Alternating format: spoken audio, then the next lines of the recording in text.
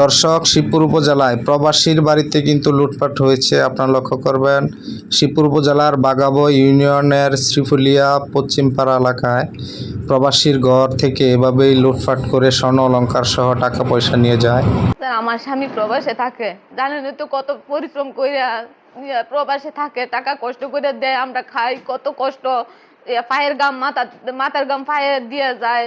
পরে ওখানে এত স্বর্ণ গয়না ছিল, ওখানে সব নিচে ওখানে এটার আমি বিচার চাই। এটা আপনারা দেখেন, আপনারা আছেন কি করবেন, আমি সরকারের কাছে এটা অভিযোগ জানাইতেছি, আপনারা এটা দেখেন।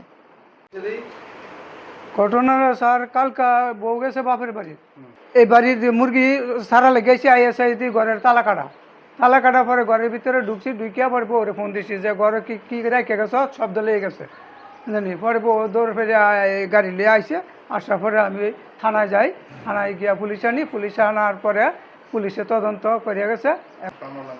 1 লাখ টাকা নগদ আর স্বর্ণ 3.5 ভরি স্বর্ণ, 2টা চেন 3টা আংটি।